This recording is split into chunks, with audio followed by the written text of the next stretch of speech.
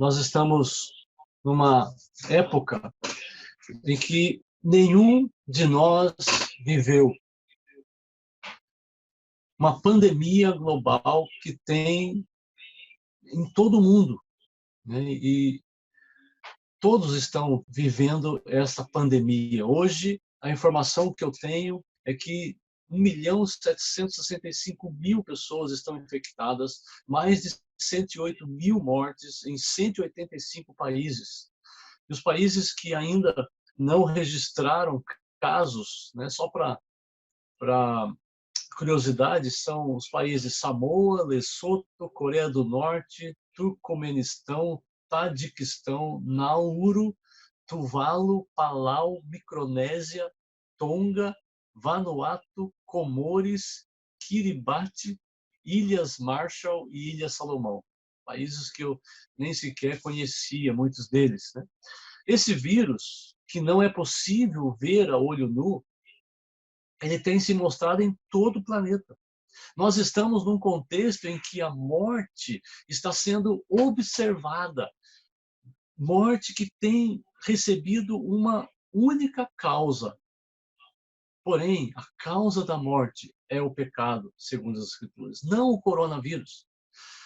Nós chegamos na Páscoa, a Páscoa que celebra a vida.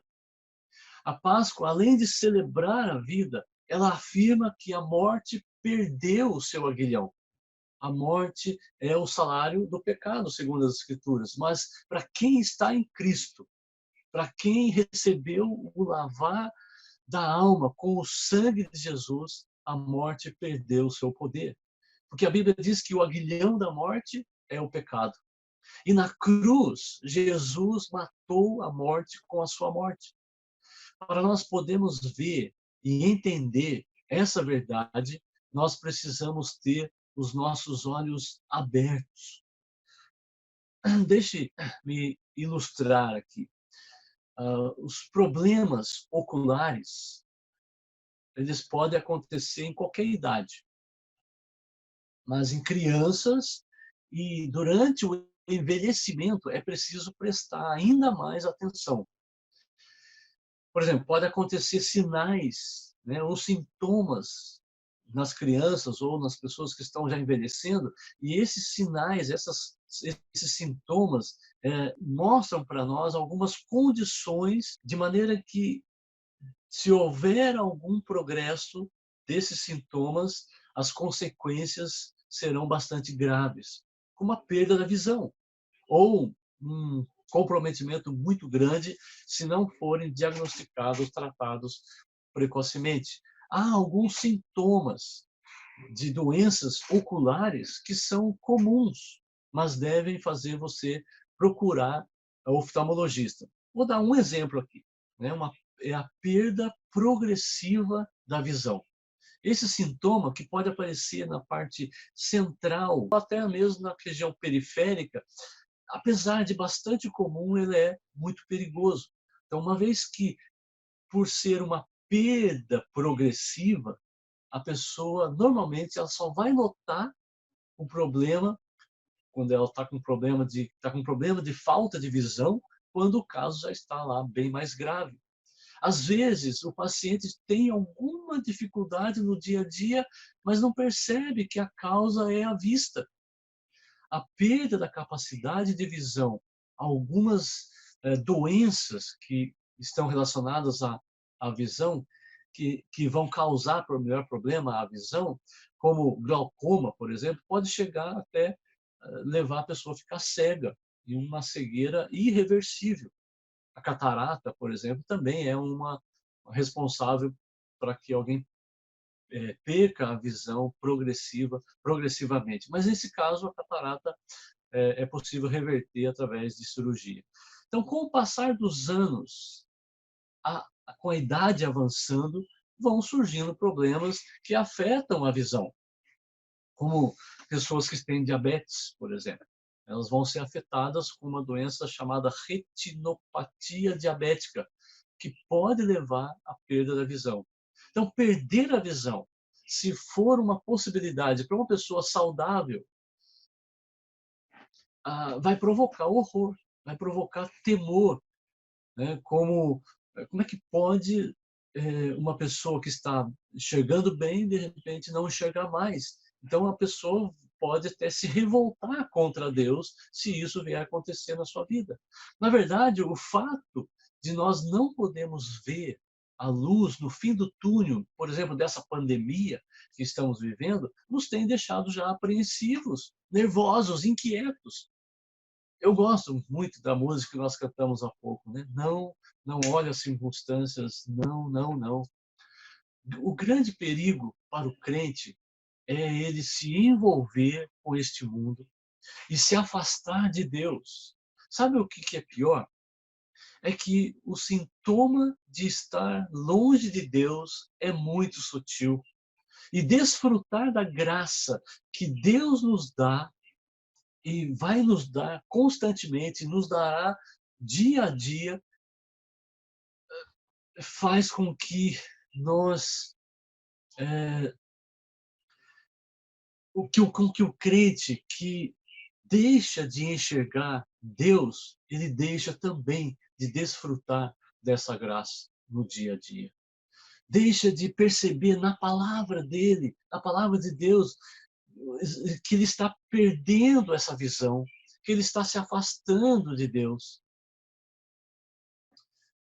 O problema é que ele não vai perceber isso, porque a sua visão já está prejudicada quando ele se afasta de Deus, e aí é a questão quase que uma bola de neve. Nós precisamos de, de estar com a graça de Deus cada vez mais forte em nós. Para isso, é necessário que você esteja próximo das Escrituras, que você esteja com as Escrituras.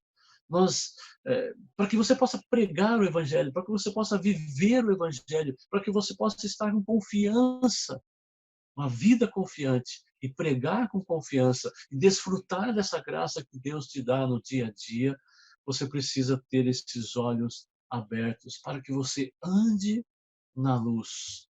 Não há como guiar, por exemplo, ninguém se você estiver nas trevas ou se estiver tudo apagado. Se nós não pudermos ver e nos firmar nas verdades das Escrituras, que é a palavra de Deus, nós não vamos poder guiar ninguém. Nós vimos, por exemplo, na mensagem anterior, que Deus vai conceder a nós boas testemunhas. Ele continuará a conceder mais ousadia, porque além de boas testemunhas, ele nos concede boa perseverança. Então, apenas relembrando, irmãos, relembrando, os crentes, a partir da fé, eles servem os que são a glória e alegria na vinda de Jesus. Essa é a mensagem do capítulo 2.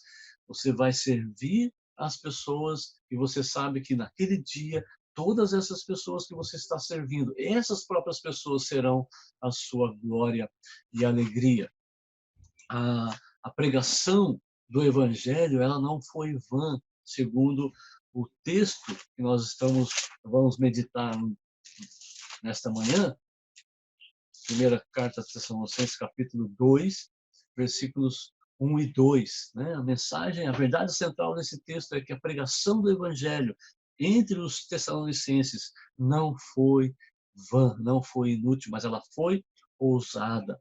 E a grande ideia é que pregar com ousadia revela a graça de Deus. Então nós vamos descobrir que com uma visão apurada, nós vamos descobrir 3 dádivas de Deus na pregação ousada da palavra. Nós já vimos uma e veremos agora a segunda. Deus concede boas testemunhas, Deus concede boa perseverança.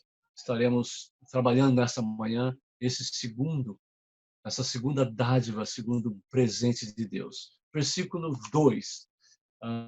Tenho aqui a atualizada e a nova atualizada. Né? Sabem como fomos maltratados e quanto sofremos em Filipos antes de chegarmos aí. No entanto, com confiança em nosso Deus, anunciamos a vocês as boas novas de Deus, apesar de grande oposição. O que nós podemos ver nesse versículo? Observe aí esse versículo e poderá contemplar o mesmo poder divino, porque eles não cumprem o seu dever debaixo de aplauso. Paulo e Silas e Timóteo não pregaram o evangelho num ambiente favorável. Eles passaram por muita luta, muita oposição. Ele não diz aqui, nós aprendemos a nossa lição. Quando estivemos lá em Filipos, passamos por tantas dificuldades, então nós sabemos que não adianta pregar assim, nós vamos alterar a mensagem. Porque o que aconteceu conosco lá em Filipos, então nós decidimos não ser tão ousados. Como nós ofendemos tantas pessoas, tivemos tantos problemas e também tivemos que ser escoltados para fora da cidade por razões de segurança. O ministério deu uma parada, nós decidimos então redesenhar a abordagem do ministério, talvez torná-la um pouco menos ofensiva.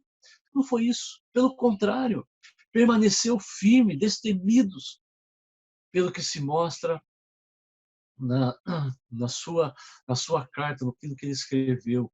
Paulo e seus companheiros, eles foram sustentados pelas mãos de Deus, porque é isto que ele quer dizer quando ele está afirmando que se tornou ousado. Né? A ideia de que nós fomos ousados, nós com confiança, porque eles estavam firmados em Deus. Se nós voltarmos no tempo, antes deles irem a Filipos, em que cidade que eles estavam? Lembram lá? Deixa eu colocar aqui para vocês. Antes de irem a Filipos, eles estavam Troade, ou ainda Troia.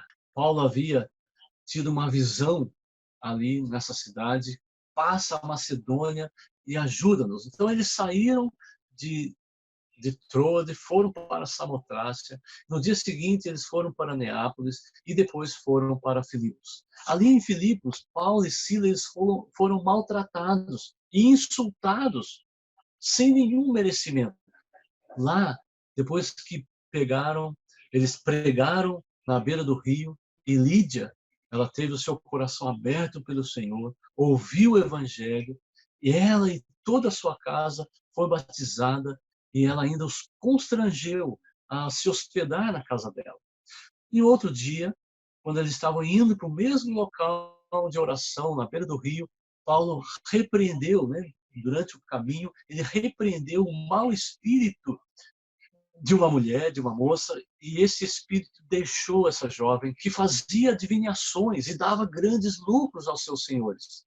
Então, por causa da perda da fonte de renda, quero lembrar aqui a vocês que não eram charlatões. Havia, de fato, informações espirituais vindas dos demônios, que agora não viriam mais.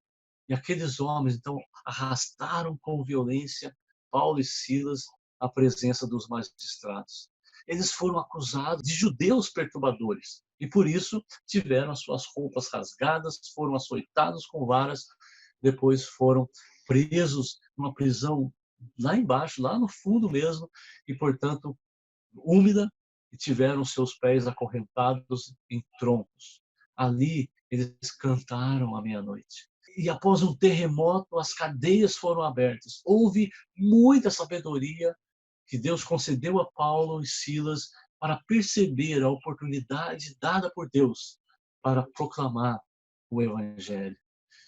O carcereiro ouviu o Evangelho, a família toda ouviu. Paulo e Silas foram soltos depois que tiveram essa experiência de ver o Evangelho nascendo, né, a vida nascendo na vida dessa família, e eles partiram, saíram de Filipos e foram para Tessalônica.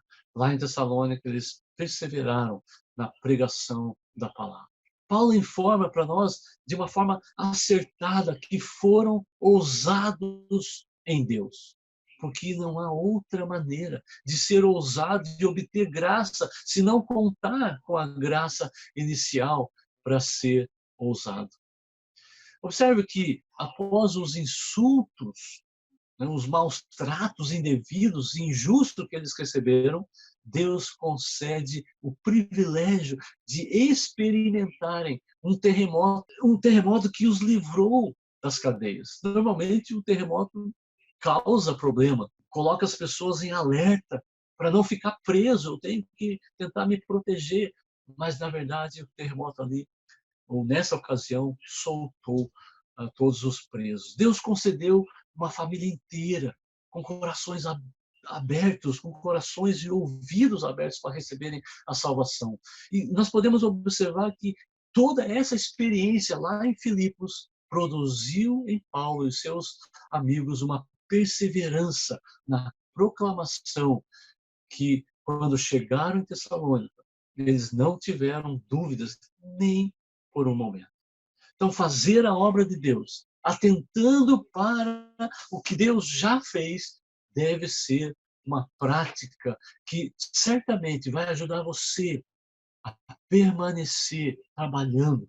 Isto é, ajuda você a perseverar na vida cristã e na pregação do Evangelho. Sem dúvida, se todas essas circunstâncias forem cuidadosamente consideradas, nós não podemos negar que Deus demonstrou ali magnificantemente o seu poder.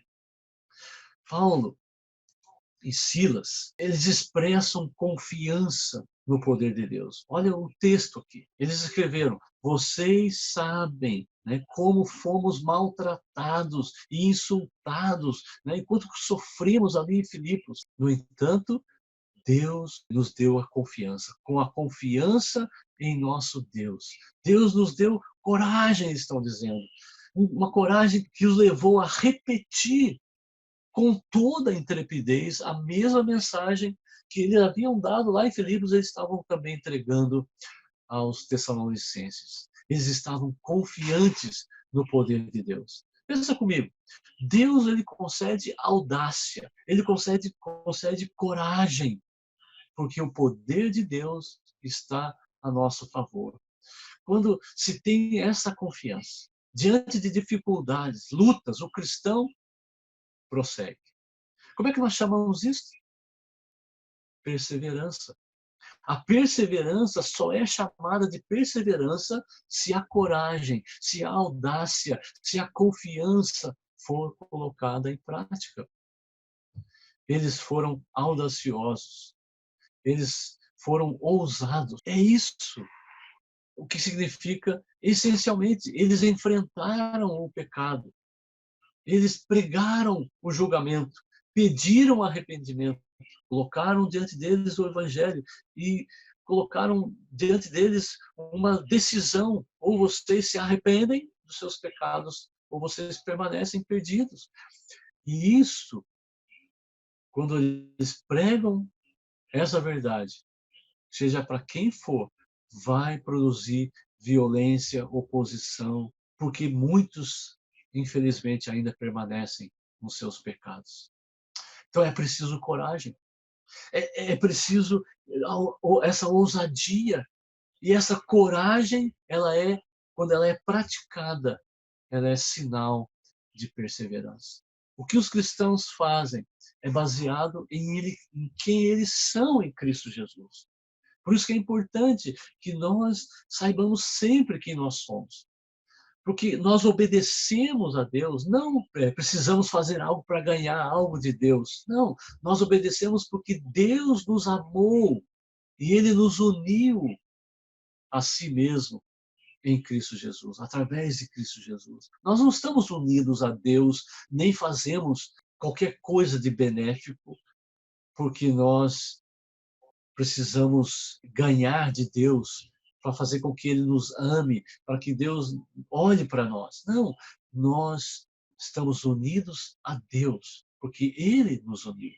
Então, eu obedeço porque Ele nos uniu em Cristo Jesus. E não baseado naquilo que eu faço, então, porque eu obedeço a Deus, é que Ele vai me unir. De forma alguma. A nossa obediência, irmãos, é uma resposta ao amor de Deus. Não é uma compra do amor de Deus. Essa coragem que nós recebemos, ela é muito útil no início, no meio e no fim da nossa vida.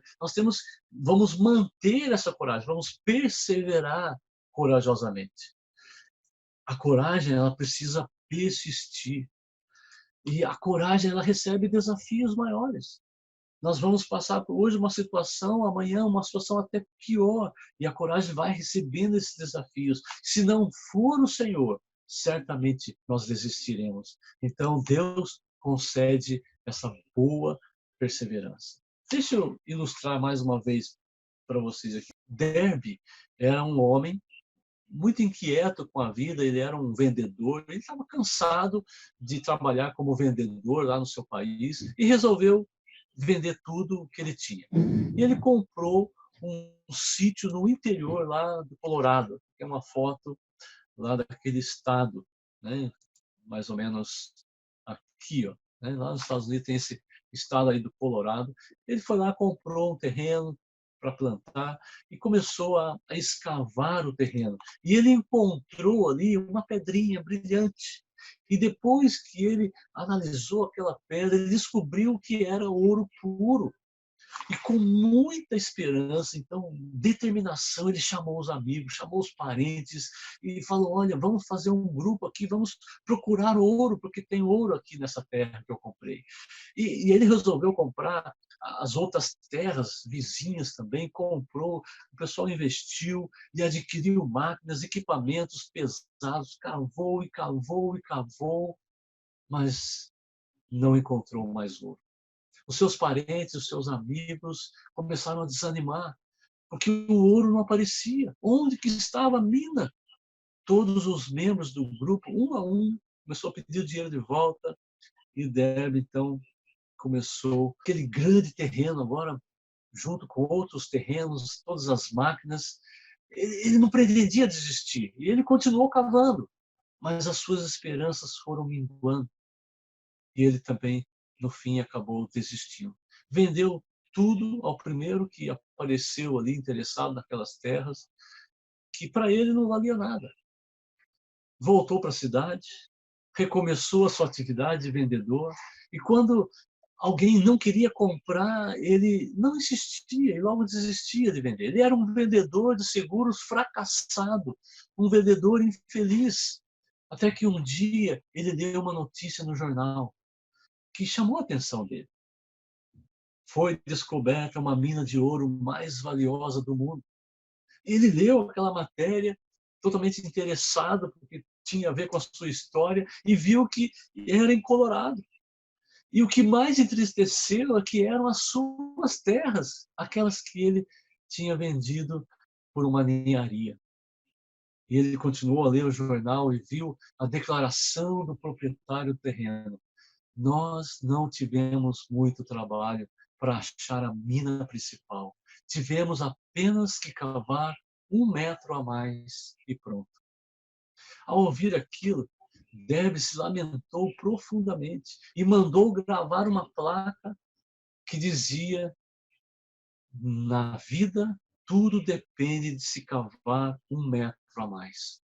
Com essa frase na mente, ele então começou a mudar a sua vida, começou a lutar, começou a trabalhar, voltou à sua tarefa de venda de seguros e em pouco tempo ele se tornou o melhor vendedor da empresa e comprou uma parte da empresa.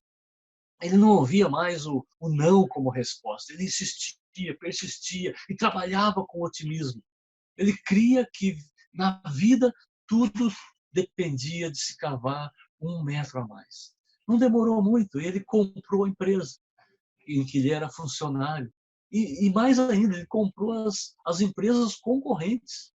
Tornou-se um especialista em vendas e técnica de vendas e se tornou um homem vitorioso no seu ramo de negócio. Porque ele cria que na vida tudo depende de se cavar 1 metro a mais. Deus nos ajuda, irmãos, a anunciar o Evangelho, mesmo que anunciemos e não testemunhemos conversão. A sua palavra nos exorta. Quando Paulo, orientando o seu companheiro de ministério, ele escreveu para Timóteo, ele diz o seguinte: por isso eu estou sofrendo essas coisas, todavia não me envergonho, porque sei em quem tenho crido, e estou certo de que Ele é poderoso para guardar o meu tesouro até aquele dia. O nosso tesouro, aqui nesse contexto, segundo Timóteo, é o Evangelho. Ele é assegurado pelo poder de Jesus. Queridos irmãos, mesmo que não tenha a graça de ver o agir de Deus, como Paulo e Silas e Timóteo tiveram e testemunharam, você tem tanto a história passada da sua salvação, você conheceu Jesus na sua vida, como você tem as bênçãos do Senhor e também conhece o grandioso Deus que as Escrituras nos revelam, que Ele é poderoso para guardar o tesouro até o dia final. Que tal com você começar a interagir com Deus dessa forma? Agradeça a Deus pelo que passou e pelo que você vai passar. Agradeça a Deus pelo Evangelho que alcançou você. Agradeça a Deus pelo Evangelho que continuará guardado por Deus. Agradeça a Deus pelo Evangelho que vai alcançar muitos no futuro. Agradeça a Deus pelo Evangelho que é preservado até aquele dia. Não olhe apenas para o presente. Olhe por toda a eternidade que Deus vai sempre guardar, manter esse tesouro. A razão pela qual nós podemos perseverar é que quem nos confiou o Evangelho é poderoso. Ele irá guardar até nós estarmos diante dele em julgamento. A grandeza do seu poder, a liberdade da sua graça, o ciúme que Deus tem pelo Evangelho, garantem que ele lutará por nós. Deus vai guardar esse depósito, Deus vai guardar esse tesouro. Não desfaleça, não tema. Meu irmão, seja corajoso, seja perseverante em comunicar o Evangelho. Não pare diante de qualquer dificuldade. Basta 1 metro a mais. Continue. Não porque você está vendo uma história de sucesso que eu contei agora há pouco. Isso é apenas uma ilustração que não chega perto do que Deus faz e fará por toda a eternidade. Porque Deus nos deu esse Evangelho. E esse Evangelho é o grande tesouro. Então, não desfaleça. Como é que está a sua visão? Como é que você percebe? Como é que você está enxergando? Ela está melhorando? Você está conseguindo ver que a pregação ousada envolve você cavar mais? E a força para cavar mais, você percebe que, de fato, é um presente de Deus? Você não vai cavar pelas suas próprias forças. É Deus que lhe capacitará. Que você não deve jogar fora essas forças, porque é Deus lhe dando essa força. Não despreze a graça de Deus. Persevere, glorifique a Deus, mantendo-se corajoso, mantendo-se ousado, mantendo-se audacioso. Firme-se na verdade da palavra de Deus. Essa pandemia que está aí, essa pandemia global, não vai abalar a firmeza do crente, porque Jesus é a nossa rocha. Nós não podemos ver ainda o fim dessa pandemia, mas nós podemos celebrar a vida, e essa vida eterna, agora. Porque não importa, quer vivamos, quer morramos, somos do Senhor. Olha o que Paulo escreve lá em Romanos 14:9. Por isso Cristo morreu e ressuscitou para ser Senhor, tanto dos vivos como dos mortos. É o que nós estamos celebrando nesta Páscoa. A morte, o sacrifício, o derramamento do sangue de Cristo, mas a sua ressurreição. E Cristo ressurgiu, venceu a morte e nos dá essa vitória também, porque nós somos vivos. Cristo é Senhor dos vivos, como de todos, até mesmo dos mortos. Que o Senhor Jesus nos faça cada vez mais firmes nesta verdade do Evangelho. Pregar com ousadia, nos faz desfrutar a graça de Deus. Nós já vimos que Ele nos dá boas testemunhas e Ele nos concede boa perseverança. E isso tem um nome que nós identificamos como mais uma dádiva de Deus, aqueles que proclamam com ousadia. Deus concede o bom combate. Essa será a nossa próxima mensagem.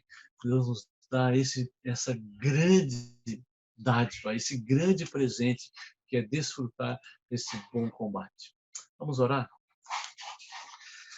Deus bendito, nós te louvamos porque podemos também estudar a tua palavra. Mesmo distantes dos irmãos, nós ainda podemos juntos com essa tecnologia estamos nos apropriando da mensagem do Senhor.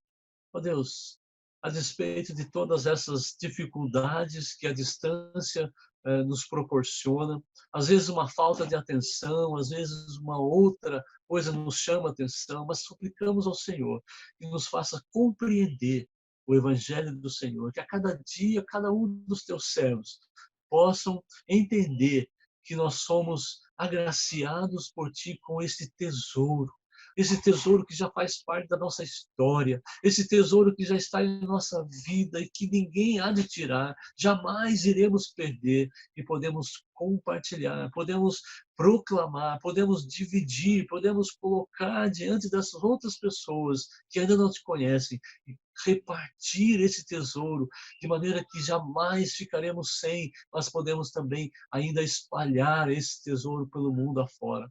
Assim como esse vírus tem se espalhado nesse mundo todo, nós possamos ter a coragem, ó Pai, de transmitir, de infectar as pessoas com o Evangelho de Jesus Cristo.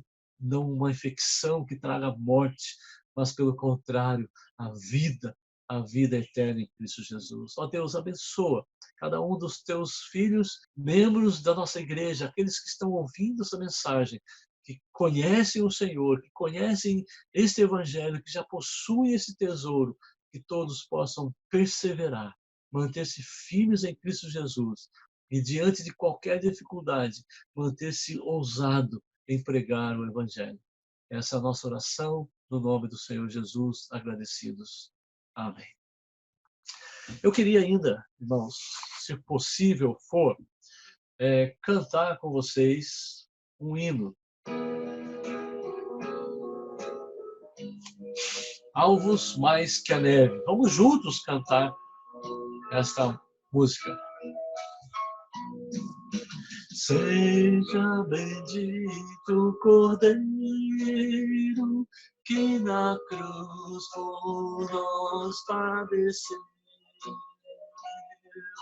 Seja bendito o seu sangue que por nós pecadores verteu. Salvos do mal nós estamos, por tua graça e teu favor. Pois que mais alvos que a neve, o teu sangue nos torna Senhor. Alvos mais que a neve, alvos mais que a neve, pois em seu sangue lavados, nós temos perdão do Senhor. Foi espinhosa coroa que Jesus por nós suportou. Foram profundas as chagas que nos provam quanto Ele amou. Há nessas chagas pureza, para o indigno pecador, pois que mais alvos que a neve, o teu sangue nos torna, Senhor. Alvos mais que a neve, alvos mais que a neve, pois em seu sangue lavados, nós temos perdão do Senhor. Se por ti confessamos e seguimos na tua luz, tu não somente perdoas, purificas também, ó Jesus. Lavas de todo pecado, que maravilha desse amor, pois que mais alvos que a neve, o teu sangue nos torna, Senhor. Alvos mais que a neve, alvos mais que a neve, pois em seu sangue lavados, nós temos perdão do Senhor.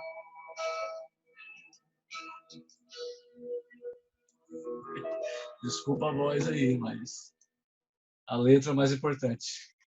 Senhor, nós mais uma vez queremos te agradecer, porque foi muito bom estar com os nossos irmãos e cultuar ao Senhor. Agradecemos mais uma vez pela tecnologia disponível para nós nesse dia e agradecemos porque o Senhor esteve conosco. Pedimos que, ainda no decorrer do nosso dia do Senhor, que nós glorifiquemos o Senhor nas nossas conversas, nas nossas atitudes, que a nossa comunhão seja uma comunhão edificante, que todos os pensamentos sujos, impuros, sejam removidos das nossas mentes, na nossa comunhão, que o nosso falar seja agradável a Ti, que saiamos mais edificados ainda com a comunhão com os nossos irmãos em Cristo. Agradecemos por tudo que o Senhor tem feito por nós, agradecemos mais uma vez quando olhamos para aquela cruz do Calvário e contemplamos o Teu sangue derramado.